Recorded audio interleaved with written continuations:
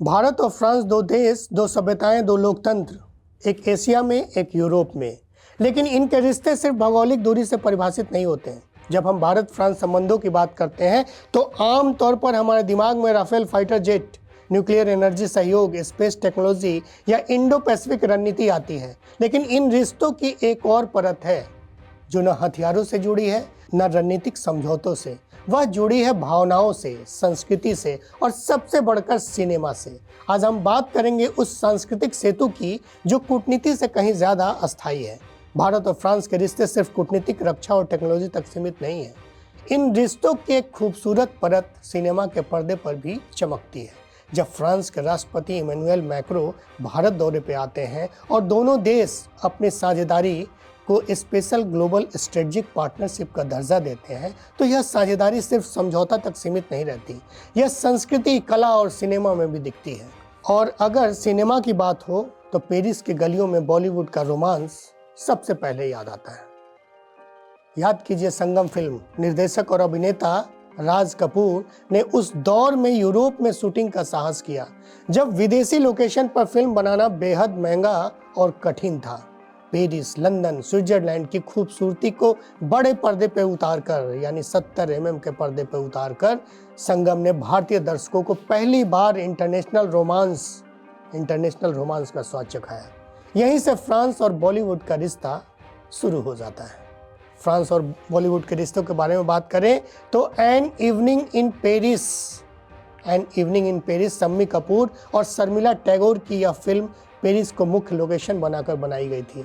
यह पहली हिंदी फिल्मों में से एक थी जिसने पेरिस को ग्लैमरस, स्टाइलिश और मॉडर्न तरीके से पेश किया। ऐ दिल है मुश्किल और इसके अलावा क्वीन, बेफिक्री में पोंट डेंस आर्ट्स और मोंटमार्टे की गलियां सिर्फ बैकग्राउंड नहीं थी, वे किरदार बन गई थी। वहीं अगर बात करें ये जवानी है दीवानी के गाने इलाही इलाही इलाही में एफिल टावर की झलक युवाओं के सपनों को प्रतीक बन गई। और बात करें डॉन फिल्म की तो फरहान अख्तर ने पेरिस को एक्शन और स्टाइल के साथ जोड़ दिया था। नमस्कार, मैं हूं नवनीत सरन और धन्यूजी के फिल्मिस्तान सेगमेंट में आपका बेहद ही स्वागत है। जब राफेल डील की चर्चा हो रही हो, तब इंडो पैसिफिक रणनीति की बात हो रही हो, या जब रक्षा, अंतरिक्ष और टेक्नोलॉजी सहयोग की नई घोषणा हो रही हो, तो इन सब के बीच इन रिश्तों की एक और परत है जो कूटनीतिक दस्तावेज में नहीं बल्कि कैमरे के फ्रेम में दिखती है।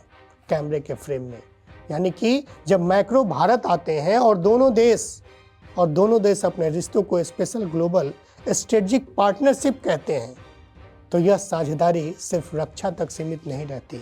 जी हाँ, यह संस्कृति में उतरती है, कला में दिखती है और सिनेमा के पर्दों पर जीवंत हो उठती है। भारत और फ्रांस के रिश्ते औपनिवेशिक दौर से अलग किस्म के रहे हैं। जहां ब्रिटेन का भारत पर शासन था, वहीं फ्रांस की उपस्थिति सीमित थी। पुदुचेरी, चंदननगर, माहे, कराईकल जैसे छोटे क्षेत्र स्वतंत्रता के बाद 1954 में पुदुचेरी का भारत में विलय दोनों देशों के संबंधों में एक नए अध्याय का शुरुआत था।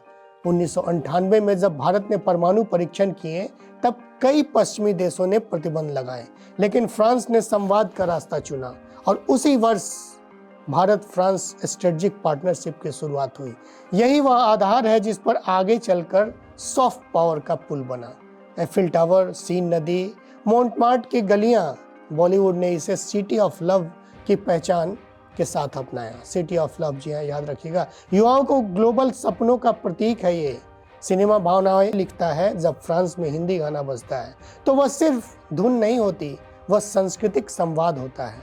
जब भारतीय दर्शक एफिल टावर को रोमांस से जोड़ते हैं तो पर्यटन बढ़ता है, छवि बनती है, रिश्ता गहराता है। एक प्रेम कहानी सिर्फ सिनेमा नहीं होती, वह दो देशों के साझा कल्पना होती है। सीन नदी के किनारे गूंजता हिंदी गीत सिर्फ धुन नहीं होता, वह सांस्कृतिक संवाद होता है। जी हाँ, वो सांस्कृतिक संवाद होता है। भारत और फ्रांस के रिश्ते सिर्फ रणनीतिक नहीं, संस्कृति से भी मजबूत होते हैं और शायद यही इस दोस्ती की सबसे बड़ी ताकत है।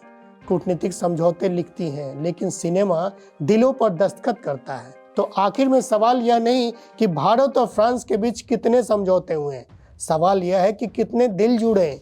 राफेल आसमान में उड़ते हैं, लेकिन सिनेमा दिलों में उड़ान भरता है। कूटनीतिक रणनीति बनाती है, लेकिन संस्कृति भरोसा बनाती है। एफिल टावर के सामने फिल्माया गया एक गीत शायद किसी रक्षा दस्तावेज से ज़्यादा लंबे समय तक याद रखा जाता है, क्योंकि हथियार सीमाओं की रक्षा करते हैं, लेकिन कहानियाँ रिश्तों की। भारत और फ्रांस का रिश्ता सिर्फ सामरिक नहीं है, स्ट्रेटजिक नहीं है, सिर्फ आर्थिक भी नहीं है, सिर्फ राजनीतिक भी नहीं है। यह एक सांस्कृतिक संगम है, जहाँ रणनीति और संवेदनाएं एक साथ खड़ी दिखाई देती हैं, और शायद इसी भावना को इन पंक्तियों में समेटा जा सकता है। फासले नक्शों में थे, दिलों में नहीं थे।